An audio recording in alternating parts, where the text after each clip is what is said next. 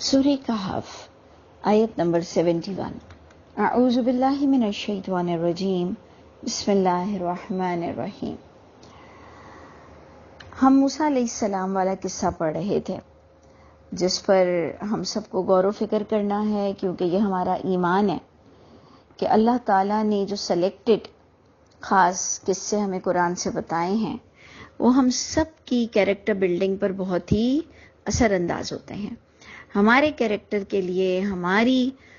غور و فکر کے لیے، ہماری اصلاح کے لیے تمام قصوں کو، جو کہ اربوں خربوں سے بھی زیادہ ہوں گے، لیکن اللہ نے کچھ خاص جو مواد ہے وہ قرآن کی زینت بنا دیا۔ تو اس لیے غور کیجئے گا کہ پھر موسیٰ علیہ السلام ان کے ساتھ چل پڑے اور انہوں نے کہا تھا کہ مجھ سے سوال مت کرنا، لیکن وہ برائی پر چپ نہیں رہ سکے۔ کس کس طرح سے ہم آگے دیکھتے ہیں۔ 71 آیت سورہ کہف۔ جناب تو ہم چلتے ہیں کہ فانطلقا، دونوں چلے، حتی اذا رکبا فی السفینہ، یہاں تک کہ جو دونوں سوار ہوئے کشتی میں۔ فی السفینہ، سفینہ آپ کو پتا ہے کہ کشتی کو کہتے ہیں، تو کشتی میں وہ دونوں سوار ہوئے۔ خرقا ہا، خرق کر دیا انہوں نے، ڈگ کر دیا، اس کو سوراخ کر دیا اس کشتی میں۔ کہا موسیٰ علیہ السلام نے اخرقتہا، یعنی ان سے تو برداشت ہی نہیں ہو سکا،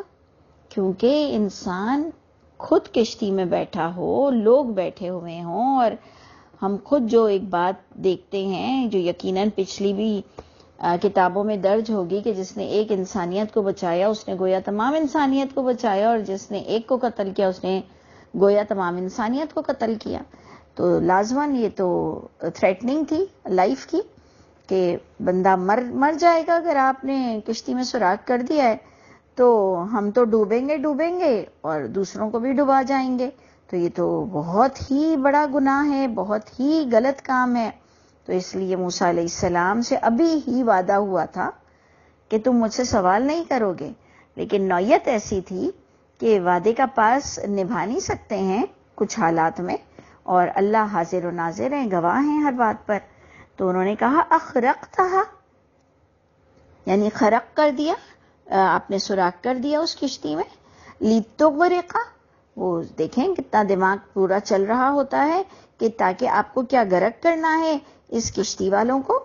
اس پر وہ کہتے ہیں کہ لقد جئت شیئا امرا، کہ یقیناً آپ نے تو جو کیا ہے کام بہت ہی عجب کام کیا ہے۔ اس پر انہوں نے کہا کہ الم اقل، میں نے نہیں کہا تھا اے موسیٰ آپ کو کہ انک لن تستطیع معی صبرا، کہ ہرگز نہیں آپ استطاعت رکھیں گے میرے ساتھ صبر کرنے کی، چپ رہنے کی، برداشت کرنے کی، جمے رہنے کی۔ کہا میں نے آپ کو کہا تھا نا۔ اس پر وہ کہتے ہیں کہ اچھا ٹھیک ہے، لا تؤاخذنی، کہ میرا مواخذہ مت کیجیے، مجھے مت پکڑیے میری اس غلطی پر، بما نسیت، جو میں واقعی بھول گیا تھا۔ اس کا مطلب کہ کسی کی تکلیف دیکھ کر بندہ پھر نہیں دیکھتا کہ اب وہ کون سی شخصیت ہے جو یہ غلط کر رہی ہے، چاہے وہ میرے عالم ہوں، چاہے وہ میرے پیر ہوں، چاہے وہ میرے والدین ہوں، چاہے وہ میری بیوی ہو، بچے ہوں، شوہر ہو، یعنی چپ پر بیٹھا چپ نہیں رہ جا سکتا، گناہ پر چپ بیٹھا نہیں جا سکتا۔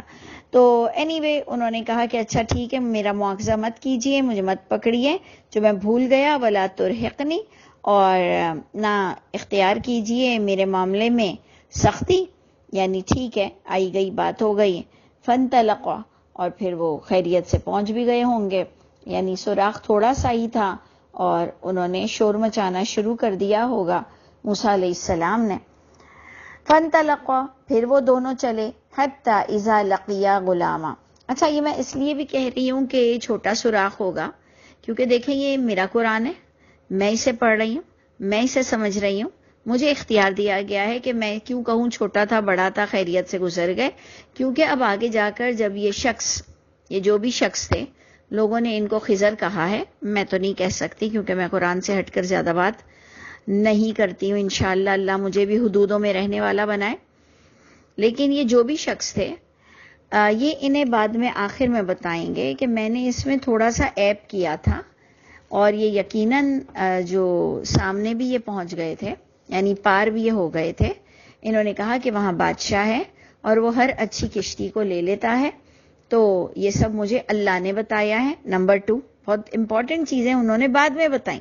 دیکھیں میں اور آپ تو اگر کوئی بظاہر غلط کام کر رہے ہوں لیکن وہ صحیح ہو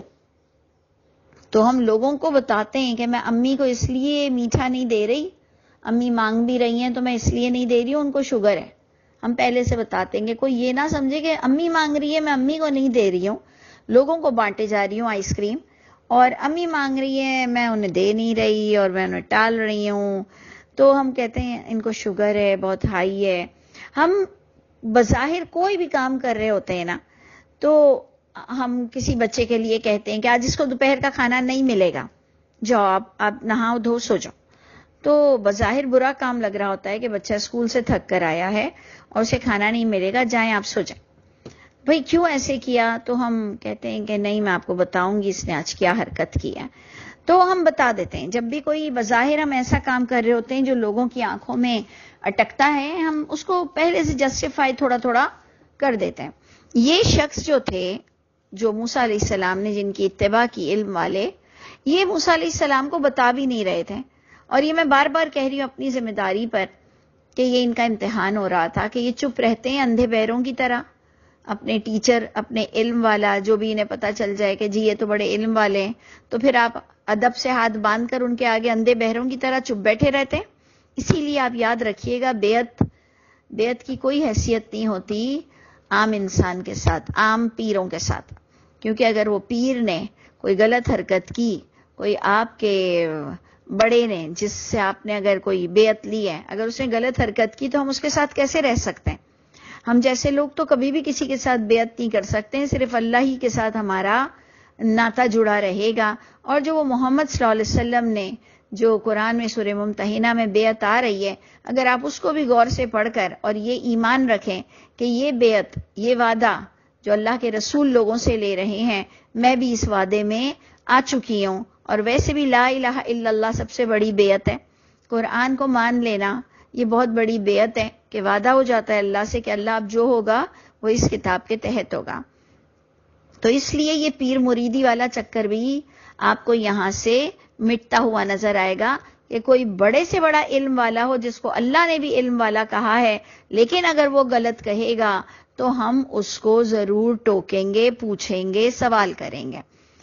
تو جناب ادھر میں اس لیے کہہ رہی تھی کہ وہ کشتی پار بھی ہو گئی, اور پھر وہ بعد میں اس شخص نے موسیٰ علیہ السلام کو بتایا کہ میں اس میں تھوڑا سا عیب کر رہا تھا کہ وہ بادشاہی کشتی لے نہ لے, اور یہ مجھے اللہ نے حکم دیا تھا. یہ 2 چیزیں آپ کو بعد میں بتائی جائیں گی, اس لیے میں پوری بات کہہ رہی ہوں کہ وہ کشتی میں اتنا سوراخ تھا کہ سب خیریت سے چلے گئے, لیکن وہ عیب دار ہو گئی تھی. تو جناب ادھر انہوں نے کہا کہ ٹھیک ہے, فانطلقا, دونوں چلے, حتی اذا لقیا غلاما, یہاں تک کہ جب ملاقات کی دونوں نے ایک لڑکے سے, فقتلہ, بس قتل کر دیا اس شخص نے جو موسیٰ علیہ السلام نے جن کی اتباع کی تھی, اس نے قتل کر دیا اس لڑکے کو. قولا, اس پر موسیٰ علیہ السلام پھر نہ رہ سکے, انہوں نے کہا اقتلتا, کیا تم نے کر دیا ایک نفسن زکیتن. یہ ذرا سمجھنے کی چیز ہے کہ نفسن زکیتن یعنی موسیٰ علیہ السلام کی آبزرویشن کے مطابق وہ بچے نے کوئی غلطی نہیں کی تھی, کوئی گناہ نہیں کیا تھا کہ سیلف ڈیفenس پر بھی اس کو مارا جائے. آپ کو پتا ہے نا کہ ہمیں اپنی حفاظت کے لیے آخری حد ہوتی ہے کہ ہم کسی کو مار دیں اگر وہ ہمیں مار رہا ہو. اللہ ہمیں توفیق دے اور اللہ ہم پر رحم کرے کہ ہم سے کبھی یہ کام نہ ہو اور ایسے کوئی حالات نہ آئیں, جبکہ سیلف ڈیفenس پر تو اجازت ہوتی ہے, لیکن پھر بھی پروردگار ہمیں عافیت میں رکھیے کہ کبھی ہمیں سیلف ڈیفenس پر بھی کسی کو مارنا نہ پڑے. تو جناب موسیٰ علیہ السلام کی آبزرویشن میں تھا کہ یہ نفسن زکیتن ہے, یعنی یہ تو ایک پاکیزہ نفس ہے, اس نے کوئی غلطی تو کی نہیں تھی, آپ نے اس کو بیٹھے بٹھائے کیوں مار دیا؟ اتنا بڑا جرم, اتنا بڑا جرم. اور دیکھیں دونوں جرم آپ دیکھیں کہ موت والے تھے, اور پھر اس پر وہ اس شخص کو کہہ بھی دیتے ہیں, جیسے پہلے انہوں نے کہا کہ لقد جئت شیئا امرا, آپ تو ایک عجب کام کر رہے ہیں, اور اب اس بچے کو مارنے پر وہ کہتے ہیں لقد جئت شیئا نکرا، آپ تو بڑی ہی کراہت والا، ناپسندیدہ، بہت ہی غلط کام کر گئے آپ تو۔ اس پر اس شخص نے پھر موسیٰ علیہ السلام سے کہا الم اقل لک، کیا میں نے آپ کو نہیں کہا تھا انک لن تستطیع معی صبرا، کہ بے شک تم ہرگز نہیں تم استطاعت رکھو گے میرے ساتھ چپ رہنے کی، صبر کرنے کی۔ قال، اس پر پھر موسیٰ علیہ السلام ان سے ریکویسٹ کرتے ہیں، ایک نبی پھر سے وعدہ کرتا ہے کہ ان سألتک، کہ اگر میں نے سوال کیا آپ سے عن شیئن، کسی چیز کے بھی بارے میں، بعدہا، اس کوتاہی کے بعد، فلا تصاحبنی، پس نہ آپ ساتھی رکھیے گا مجھے،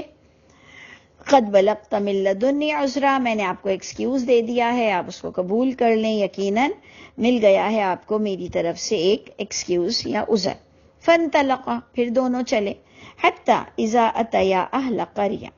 جب یہ آئے دونوں پہنچے ایک بستی والوں کے پاس، تو دونوں نے کھانا مانگا اس کے رہنے والوں سے، فابوا، انہوں نے انکار کر دیا، ان یضیفوہما، یہ کہ وہ ضیافت کریں ان دونوں کی، انہوں نے کہا جی انہوں نے مہمان نوازی نہیں کی، کھانا نہیں کھلایا۔ پھر وہاں پر ہی اللہ بتا رہے ہیں کہ فوجد فیہا جدار، وہاں پر انہوں نے پایا ایک دیوار، یرید ان ینقض، یہ کہ وہ گرنے ہی والی تھی، انہوں نے اس کو بھی فاقامہ، اس کو انہوں نے کھڑا کر دیا، درست کر دیا۔ جس پر آپ دیکھیں گے مجھے بڑا انٹلیکچول پوائنٹ لگا کہ ایک نبی جیسی ہستی بھی ایسے اللہ پہ ٹرسٹ نہیں کرتی ہے کہ جی کھانا اللہ اوپر سے بھجوائیں گے، کھانا بیٹھے بٹھائے مل جائے گا۔ ایک نبی جیسی ہستی بھی ان کو بھی یہ آئیڈیا ہے کہ محنت سے کمایا جائے گا تو منہ میں آئے گا، جبکہ وہ اللہ ہی کے نیک بندے کے ساتھ تھے، لیکن انہیں یہ یقین تھا اللہ کامل ذات پر کہ اللہ بیٹھے بٹھائے انہیں کھانا نہیں پھینکیں گے، انہیں کھانے کے لیے تھوڑی تکودو کرنی پڑے گی۔ یہ اتنا گریٹ اور اتنا سالڈ عقیدہ ہے اگر آپ اسے سمجھیں تو، کہ محنت پر برکت ہے، محنت کرنی پڑے گی۔ ہم کہیں اللہ مالک ہے، اللہ مالک ہے، تو اللہ تو ہے ہی مالک، لیکن کھانا پیٹ میں جانے کے لیے وہ الگ بات ہے کہ کم محنت کرو زیادہ ملتا ہے، زیادہ محنت کرو کم ملتا ہے، لیکن ملتا ضرور ہے۔ اور ایک نبی جیسی ہستی بھی صرف بیٹھ کر لوگوں کے کھانے کے انتظار نہیں کرتی ہے۔ انہوں نے کہا کہ جی اگر آپ چاہتے تو اس پر اجرت لے لیتے، لو شئت لاتخذت علیہ اجرا، انہوں نے اب کہا وہ شخص نے، کیونکہ میں سمجھتی ہوں موسیٰ علیہ السلام کا امتحان کمپلیٹ ہو گیا، انہوں نے کہا ھذا فراق بینی و بینک، انہوں نے کہا اب یہ تمہارے اور میرے جدائی کا وقت آ گیا ہے، اور جلد میں خبر دوں گا تم کو اس کی حقیقت کی، جس پر تم صبر نہ کر سکے۔ تو جو کشتی تھی وہ چند مسکینوں کی تھی، وہ مزدوری کرتے تھے، عمل کرتے تھے، کام کاج کرتے تھے دریا میں نے چاہا کہ عیب کر دوں، کیونکہ اس کے پیچھے ایک بادشاہ تھا جو چھین لیتا تھا ہر کشتی کو، گسپ یعنی زبردستی، اور جو لڑکا تھا بس اس کے ماں باپ بہت نیک تھے، تو اللہ کی طرف سے انہیں حکم ہوا فخشینا، بس ہمیں ڈر ہوا یہ کہ وہ تنگ کرے گا اپنی سرکشی اور کفر سے، بس ارادہ کیا ہم نے کہ تبدیل کر دے ان دونوں ماں باپ کے لیے ان کا رب بہتر اس بچے سے جو بہت ہی زکاہ یعنی بہت ہی پاکیزہ بچہ ہو، اور بہت زیادہ اور بھی صلح رحمی اس کے اندر موجود ہو، اور جو دیوار تھی وہ 2 بچوں کی تھی جو یتیم تھے، شہر میں تھے، اور اس کے نیچے خزانہ تھا، اور ان کا جو والدین دونوں بہت نیک تھے۔ اس پر میں ضرور ڈسکس کروں گی کیونکہ ہمارے زکوٰۃ کا ٹاپک یہاں سے شروع ہو گیا ہے، تو انشاءاللہ نیکسٹ آڈیو میں آپ کو میں اس تیسرے پوائنٹ پر کہ وہ جو 2 بچے جو یتیم تھے، ان کا خزانہ تھا، ان کا باپ صالح تھا، اس پر انشاءاللہ، اور زکوٰۃ کی وہ کتنی % دیں گے، جب کسی کو اپنا پرانا خزانہ مل جائے تو بچے کس طرح زکوٰۃ دیں گے اور کیا ہے، تو جو ہماری انڈرسٹینڈنگ ہے انشاءاللہ اس کو شیئر کریں گے۔ لیکن پوائنٹ جو سب سے زبردست تھا وہ یہ تھا کہ یہ ارادہ سب رب نے کیا تھا، وما فعلتہ، اس شخص نے کہا کہ میں نے اپنی مرضی سے یہ کام نہیں کیا ہے، وما فعلتہ عن امری، میں نے اپنی مرضی سے نہیں کیا ہے، یہ تعویل ہے، یہ حقیقت ہے، ما لم تستطع علیہ صبرا، جس پر آپ صبر نہ کر سکیں۔ اور میں سمجھتی ہوں موسیٰ علیہ السلام کوالفائی ہو گئے ہوں گے۔ اللہ تعالی ہم سب کو بھی عقل سلیم نصیب فرمائے اور ہمیں بھی دنیا اور آخرت کی کامیابیوں سے نواز دے۔